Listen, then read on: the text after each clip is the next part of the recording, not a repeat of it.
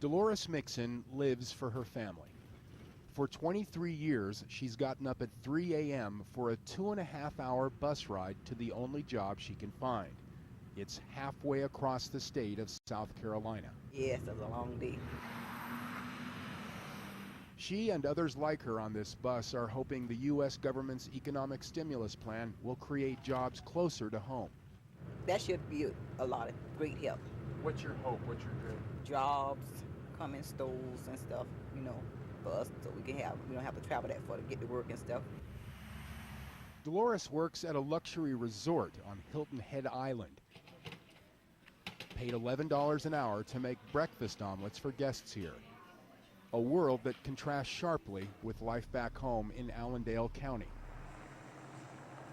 This community of 10,000 suffered a catastrophic economic blow 30 years ago when a new interstate highway bypassed Allendale County and took with it thousands of tourists who once patronized the quaint motels and shops now rotting on Main Street.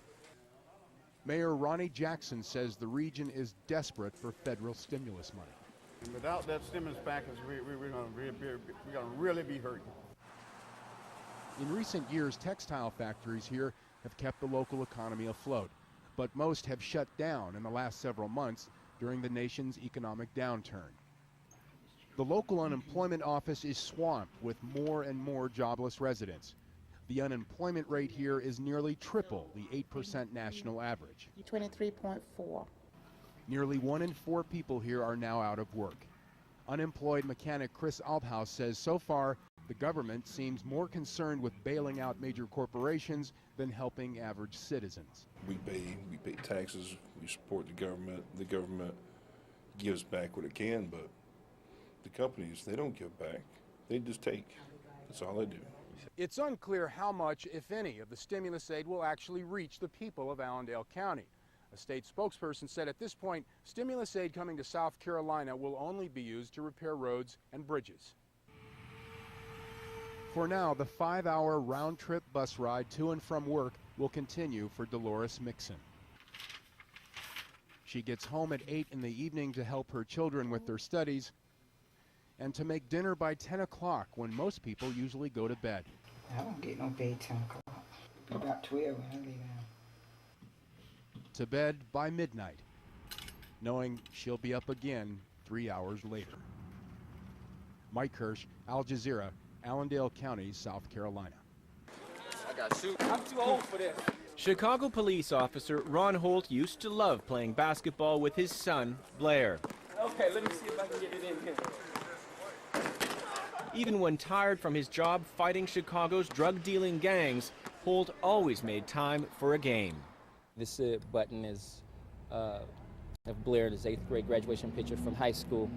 But the playing stopped when Blair became another accidental victim of gun violence in Chicago, one of 35 school-aged children killed this year. That's the thing that burns inside of me. Every time I read a story about a child losing his life or her life, 9 times out of 10, you read where there was no gang involvement, they weren't out in the streets doing anything bad. Bad boy doing good in the hood. Doing good is what these kids are trying to do. They're members of Kids Off the Block, a grassroots outfit offering activities and guidance to black kids in Chicago, the main victims of the violence. Barack Obama once worked in this neighborhood as a volunteer. He is their hero, a distant model of success. They have joblessness, broken families, and the temptations of drugs and gangs to deal with. The goal is to keep them busy, off the streets, and alive. How many of you here have lost a friend to gun violence? Everybody. He was one of my classmates. I knew him, and when I found out he got killed, it touched me. It really did, because it's crazy out here. It really is. Coming right out the front door is kind of like suicide, just because, you know what I'm saying, it's easy to get a gun, and there's kids way younger than us with guns, and they killing people. And that's every day. People get killed, ain't got nothing to do with the situation, don't even know about it. And they, right, wrong place, wrong time. How you doing? How you been? Officer Holt works closely now with Diane Latiker, who runs Kids Off the Block out of her home. She says the streets of Chicago's South Side were always tough, but never like this. I call it a generation is being lost.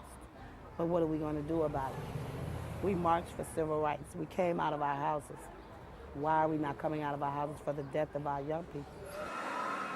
Diane Latiker actually planned a march through the nearby streets for this Saturday to call for stricter gun laws. The march fell through. There wasn't a march because safety comes before everything, there was a police officer that was killed Monday, and the police, they had to attend the funeral.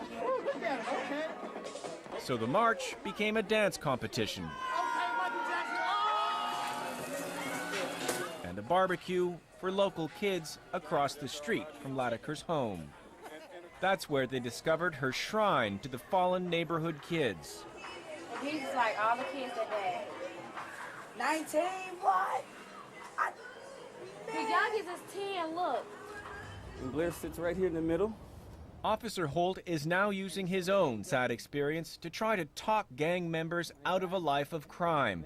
He asks them to imagine the grief their own parents would feel if they died like his son did. One, they're going to have to deal with the initial shock of you being killed.